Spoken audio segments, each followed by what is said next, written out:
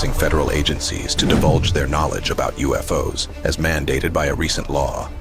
The newly implemented provisions in the 2024 Defense Policy Bill stipulate that government agencies must categorize and label records pertaining to what is officially termed Unidentified Anomalous Phenomena, or UAP. By the conclusion of the current fiscal year, agencies are required to sift through, categorize, and arrange each UAP record under their purview for public disclosure and submission to the National Archives. This directive was outlined in a memorandum issued on Tuesday by Lawrence Brewer, the Chief Records Officer for the U.S. government, and Chris Naylor, the Executive for Research Services at the National Archives and Records Administration, addressed to federal agency records managers. A central repository for UAP records will be established within the National Archives and Records Administration. However, the legislation passed without certain provisions advocated by proponents, including Senate Majority Leader Chuck Schumer of New York, which would have established a presidential commission with the power to declassify UAP-related records. Schumer remarked last July upon the introduction of the bipartisan legislation. For decades, many have been fascinated by objects mysterious and unexplained, and it's long past time they get some answers. The public has a right to learn about technologies of unknown origins, non-human intelligence, and unexplainable phenomena. NARA, led by Brewer and his team, has been assigned the responsibility of offering guidance to records officers regarding the necessary information for establishing the UAP collection. They are also tasked with creating a standardized form for agencies to utilize in tagging records for inclusion in the UAP archive. The memorandum delves into the specifics of what records officers can anticipate in terms of metadata requirements, encompassing details regarding classification levels, restrictions, and parameters for public disclosure. Agencies are urged to initiate the process of identifying relevant records and should anticipate further directives regarding tagging and transmitting records to the archives.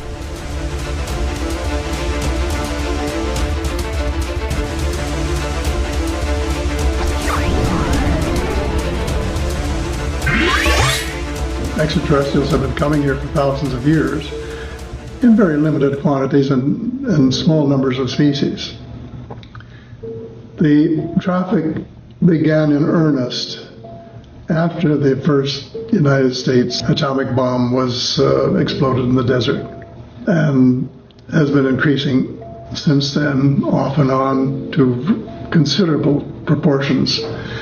And they're concerned because two things. They're afraid we might blow up the world and exterminate the human species. And this is not what they want.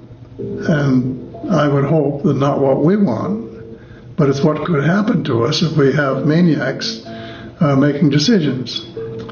And the problem is, and this is the kind of thing that is difficult to get your head around, the universe is a unity.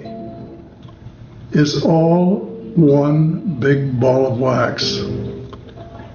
And physicists have found that there's an interconnection between what we do and what happens on other planets elsewhere.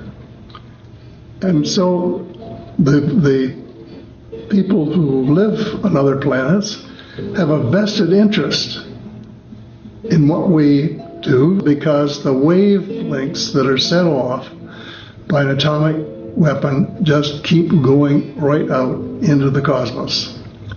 And consequently, they're of real and direct interest to other sentient beings all over the cosmos. And consequently, they don't want us to do that, because I've used the parallel of children playing with matches. You're likely to set the house on fire. And that's where we are today.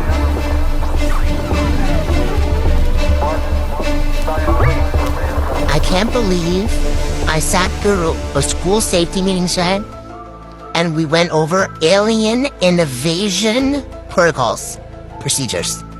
What to do if there's an alien invasion. our county really gave us procedures for that. And honestly, I did not process anything that was said during that part of the presentation because I could not believe what I was looking at. Like, anybody else out there get alien invasion protocols? What to do with your students if there's an alien invasion? Just mine?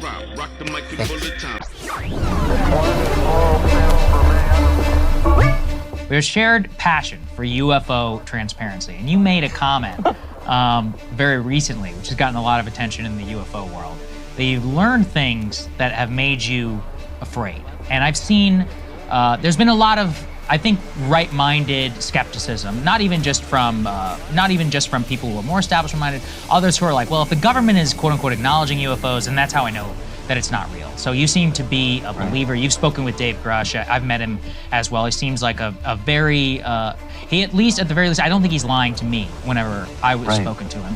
So what gives you assurance that what you're hearing, what you have come to believe is not a government psyop, so to speak? Well, everything's a government psyop, including UFOs, but that doesn't mean that there aren't UFOs. And I think I know the comment you're referring to. It was on Clayton Morris's, an old friend of mine, Clayton Morris's podcast. A great guy, really interested in this topic.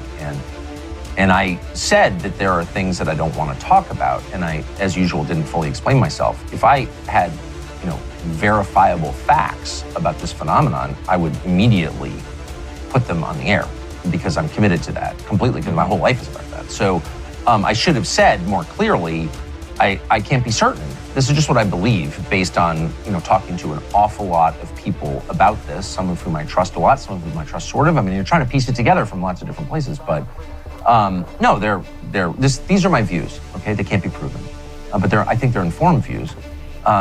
The phenomenon is real. It's been recorded for thousands of years. We know that.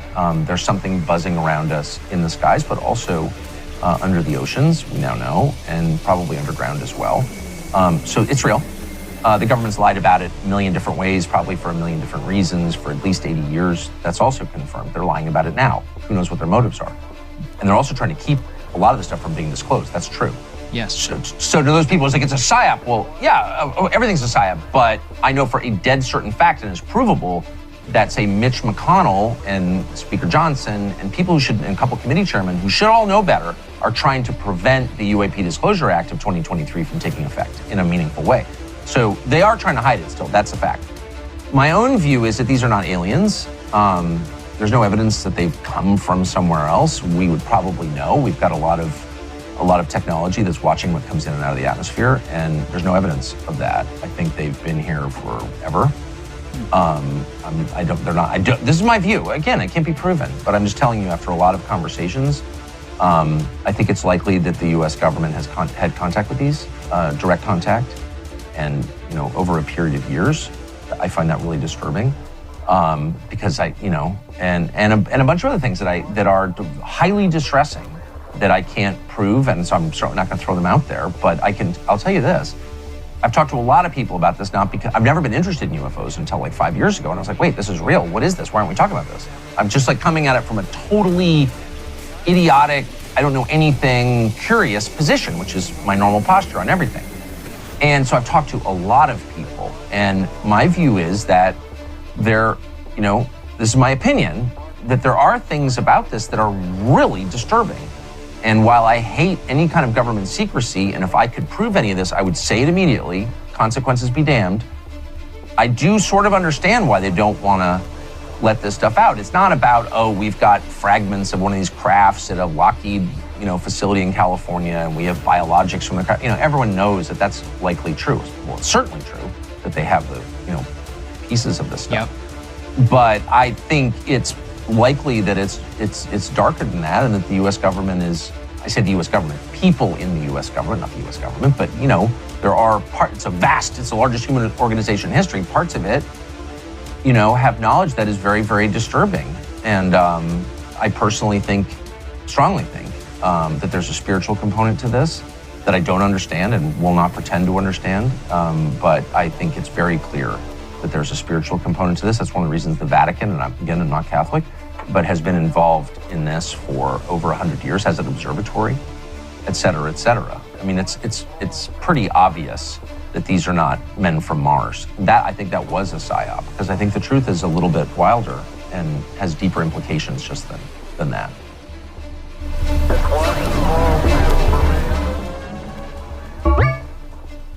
Project Bluebeam is said to have been developed by the NASA scientist Wernher von Braun, creator of the V-2 rocket. Being of German origin, he did this under the Nazi regime, and after the war was recruited by the American government and given citizenship in return for sharing the technology he had created to establish the North American Space Agency. It is suggested that the ultimate goal of Project Bluebeam is to establish a new world order, a totalitarian world government controlled by those in power. The alleged plan involves 4 stages. The first stage involves the use of technology to create believable holographic images in the sky, such as UFOs or religious figures, to deceive the public into believing in an extraterrestrial or divine presence. The second stage entails the use of low-frequency radio waves to manipulate the thoughts and emotions of the population, creating a state of mass hysteria and making people more susceptible to manipulation. The third stage involves the use of advanced space-based weaponry to simulate a global catastrophe, such as earthquakes or tsunamis, further instilling fear and chaos among the population. Finally, in the fourth stage, the conspirators would establish a one-world government, presenting themselves as saviors and offering solutions to the fabricated crisis.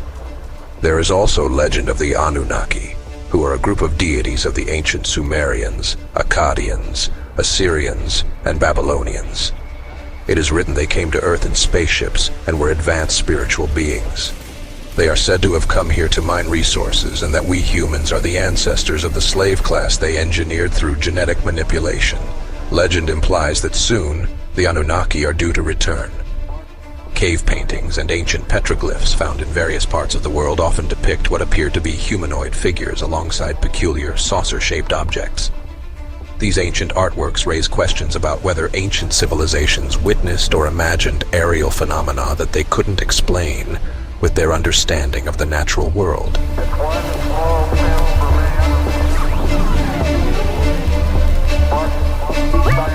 There's a very famous painting that shows what appears to be men in crafts flying through the sky in the background of an ancient painting. Do you know what I'm talking about? I do. I actually have a page. One of the first pages I ever put on my website is like a bunch of these, because throughout history there are these indications of ships, of craft. But you know what the one I'm talking about? It's like, and yes. that's the shape of it. It's also like a plate turned on its side, and then there's a person inside of it. Yeah, man. It's flying through in that same. Yeah, that's it. Yeah. Like, look how incredible. It's flying. But you know, the thing is that everybody can say art. The one above that's pretty cool because that was a hidden thing. I've studied that one where it says Discovery 15th century. Above her left shoulder, there is an object, and if you really zoom in, look at the dude staring up at it. As a painter, my wife is a painter. Everything is intentional. Which guy? Where's the guy? The guy on the right over there. It's pretty cool. Looking up. So I think that's 15th century. It said. So the problem with this, Joe, is go to the original one, the one that we just looked at, Jamie. The one right before that. Yeah, see, get a big picture of that. Yeah. That is so strange. Like, here you got Christ being crucified, and then above him, UFOs. Like, is that supposed to be aliens, or is that supposed to be angels? Like, what is that supposed to be in these things that they have? It's real similar to what we're talking about here. That's the argument of Miracle of Fatima, let's say. I mean, again, this is so speculative. We have a witness here of Pilate, but when you see something like the Miracle of Fatima, if you look at that... What is the Miracle of Fatima? God, that's that one that was, considered a real miracle by the church, and the 3 kids were getting messages, I'll get this all wrong, but for like months, that they're going to be visited and to bring people, and bigger groups gathered to where there was over 100,000 people. What year is this?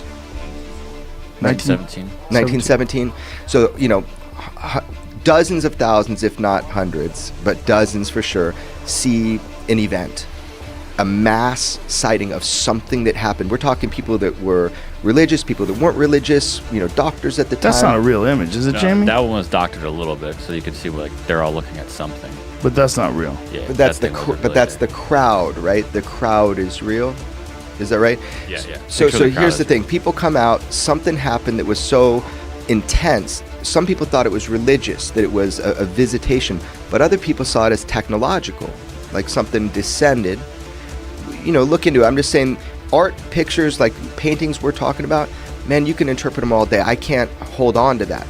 I can't hold on to an eyewitness with other eyewitnesses, with radar systems, and with video. We're in a different era now. We don't have to paint it, man. We get to see it. It's fascinating, man. It is fascinating, but it's way more fascinating when someone like you talks about it versus some fucking random kook. That's what makes me incredibly interested, is just your credibility and the fact that this is not, you don't have a history of seeing wacky shit that other people don't see. No, just this once. But it's on video, and that there's other ones as well. It's really strange. And I've seen people try to explain it away, and what I don't like about when they explain it away or attempt to explain it away is that they're trying really hard. They're not going, who knows what this fucking thing is? They're not looking at it like cleanly. They're looking at it like a quote-unquote skeptic. I don't like the idea of being a skeptic. Not that I don't think you should be skeptical of certain things. I certainly think you should be, but there's a lot of people that brand themselves as skeptics, and I think it's a lazy way to look at things. I really do. Because I think you're just looking for the holes in things without looking at it objectively. If you wanted to be a scientist, if you wanted to be someone who is a fan of science, then you have to look at it as a thing. Like, look at this information and let's study this without any bias, any preconceived notions.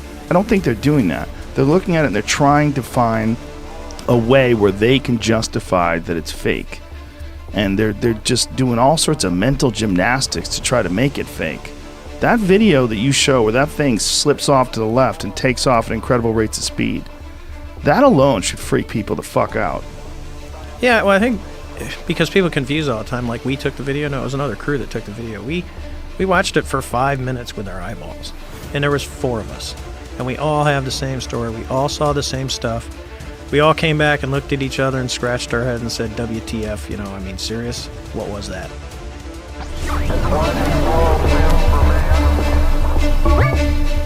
In ancient myths and religious texts, there are stories that some suggest could describe encounters with UFOs or advanced aerial phenomena. For example, the ancient Indian texts, known as the Vedas, describe flying machines called vimanas, which some interpret as early descriptions of UFOs. Texts from civilizations like the Egyptians contain references to celestial beings and flying objects, sparking speculation about extraterrestrial visitations. There are numerous paintings and artworks from different historical periods that contain what appear to be anomalous aerial objects.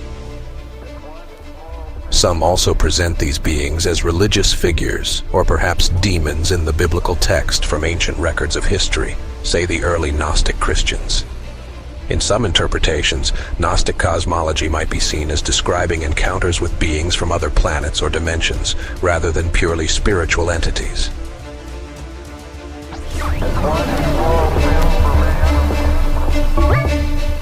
The aliens. These higher entities are coming from a different place than us. They're not Earthborn. The only ones that could be Earthborn would be the demons, which came through the line of the Nephilim, and obviously that's a little bit of a different scenario. It ties in together. But with higher entities, we're dealing with, there is a group that we track in this film called the Collins Elite. Okay.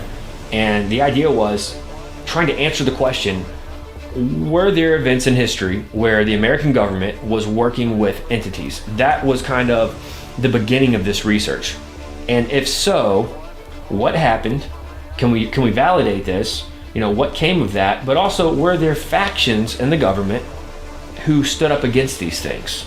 That was the premise of this film. And we started off by talking about a group known as the Collins Elite. Okay. Now, let's just go back in time. There was an event that took place back in the late 40s known as the Babylon Working Ritual. Now, this was a ritual that was carried out by Jack Parsons, JPL, people will even to this day say that JPL stands for Jack Parsons Laboratories, but on paper it's Jet Propulsion Laboratories. JPL is major. It's a historic, so much surrounding this, so much history here. Jack Parsons was not professionally trained, yet he was tapping into high technology and building rockets. How do you do that without any type of formal training? There were no rocket programs in America before Jack Parsons. This is paramount to understand. This guy was tapping into theosophy, Thelema, the religion of Aleister Crowley. He was a disciple of Aleister Crowley, and he was working with L. Ron Hubbard, who was the founder of Scientology. Interestingly, not only did L. Ron Hubbard start Scientology, but he was a science fiction writer. The movie Battlefield Earth with John Travolta, well, that was written by L. Ron Hubbard. Interestingly also, John Travolta is a Scientologist, right? Now, I mention this because this is a man who writes science fiction, yet he started a religion based on science fiction. There has to be something in there where he's getting these clues and these ideas. He's getting these from another realm. So do you believe that the Babylon working ritual made contact with the other side, and then the people involved with the ritual received special knowledge that would go on to create rocketry and stuff like that, high technology that they would never have without? Absolutely. Babylon working was successful according to Jack Parsons. Matter of fact, Parsons said in his Antichrist Manifesto that they were successful, and that a child was conceived in that act, and that there was a spirit known as Helyer. The Whore of Babylon was what they were trying to bring about. They believed what we believe, in that America was the final Babylon. Like, this was the revived Babylon. They believed it, and they were occultists. We're Christians and we believe it. There's evidence to back this up. But yes, let's backtrack just for a second. What happened was they opened up this portal, they created a rift, and entities began to come through. Not just this Whore of Babylon being birthed, but other entities, because people all over the place started having paranormal encounters, and they began to report this to law enforcement, report this to the FBI, report this to whatever agency they could get in touch with. And so the federal agencies said, we've got to come up with an answer for this. We were not prepared for any of this. There's UFO activity, there's talk of entities and demons and winged creatures and just all kinds of weird, just paranormal demonic activity following this ritual that Jack Parsons said finally worked. They did the ritual for a couple years, it finally worked, finally stuck, and that's what a scientist does. A scientist is going to work at something, he's going to work at that hypothesis until it's proven true or false. Now, finally, the researchers, the government puts together this group that says we're going to get answers to what exactly took place out there in the desert in California by Jack Parsons and L. Ron Hubbard. They go to Jack Parsons, and keep in mind, Jack Parsons is also working with the government. He's now been given, special privileges on things. So they go to him and they say, Jack, all of this stuff that's happening right now, did you do this? Did you do this? And he said, I think so. Now, shortly thereafter, Jack Parsons blows himself up in a lab. Accidental. It was not intentional. The occult belief was that whoever opened up the portal had to close the portal. Well, Jack Parsons is now dead. And the federal government is now having to understand and depict exactly to the public what's happening here. And so this group is researching, and out of that group, they finally start to make some headway. They know they're dealing with entities. And so in all of that, they begin to try to make contact with those entities, maybe for some help, maybe because they're trying to figure out how to close this thing, maybe they're trying to figure out how to undo what Jack Parsons did. So they go through satanic rituals to communicate, because that's the only method of communication that they know that works to contact these entities. In doing this, there's a small faction known as the Collins Elite. This is where our film picks up. The Collins Elite was a small group inside of this larger group that was originally created to get answers to all of this. But once they began to engage in satanic rituals and magic and alchemy, this group says, hey, you know what? This is not what we signed up for.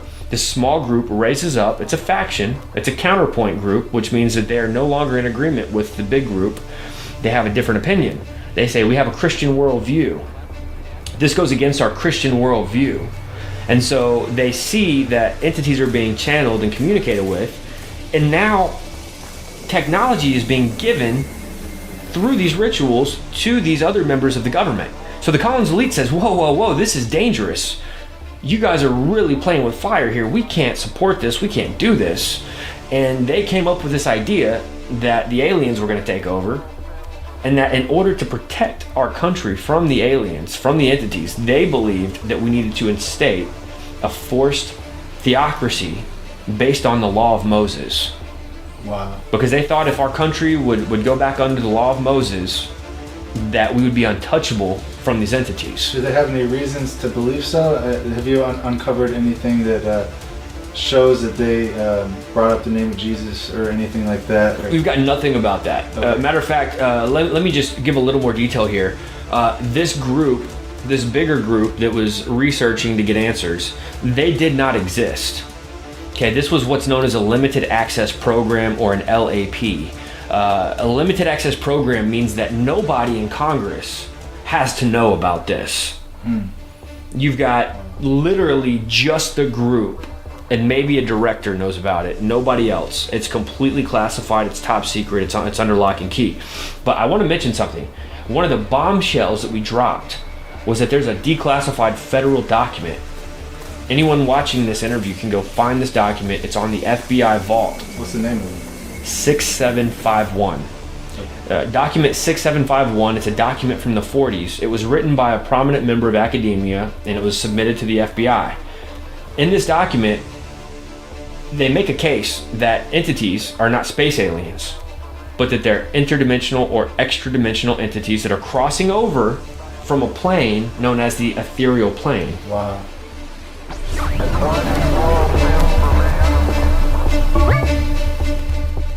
The Bible does not explicitly mention aliens or extraterrestrial beings as we understand them in modern science and fiction. However, some individuals and groups interpret certain passages from the Bible as referring to supernatural entities or phenomena, which they sometimes associate with the concept of aliens or beings from other worlds.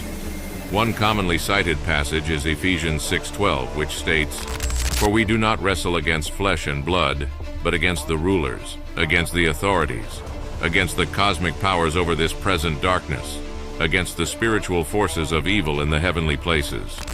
Some interpret cosmic powers and spiritual forces of evil in the heavenly places as referring to malevolent spiritual beings or demons that could potentially be equated with aliens. Another passage that is sometimes referenced is Genesis 6:1-4, which describes the sons of God, interpreted by some as angels, coming down to earth and interacting with human women, resulting in the birth of giants known as the Nephilim. Some interpretations suggest that these beings could be seen as extraterrestrial or interdimensional entities. These interpretations are highly speculative and not universally accepted within Christian theology. The Bible's primary focus is on spiritual matters and the relationship between God and humanity, rather than on the existence or nature of extraterrestrial life forms. The Catholic Church's stance on aliens and their potential existence has evolved over time. While the Church has not made any official declarations about the existence of extraterrestrial life, it has shown openness to the possibility and has not ruled it out within the framework of Catholic theology. Pope Francis, for instance, has made comments suggesting an openness to the idea of extraterrestrial life. In 2014, he stated that if aliens were to visit Earth, he would be happy to baptize them. These remarks seem to have been made in a lighthearted context rather than as official church doctrine.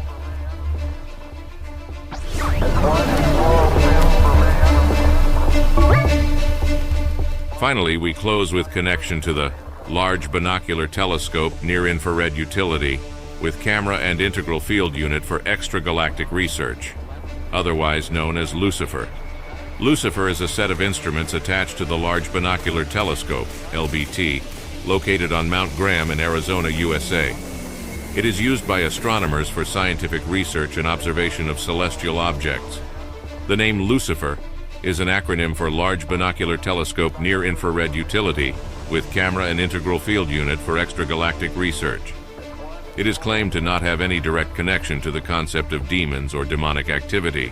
The name was chosen for its meaning in Latin, which translates to light bringer or light bearer, and refers to the instrument's function of collecting and analyzing light from distant celestial objects.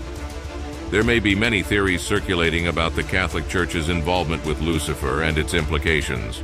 The Catholic Church's interest in astronomy and scientific exploration stems from its broader support for the pursuit of knowledge and understanding of the natural world.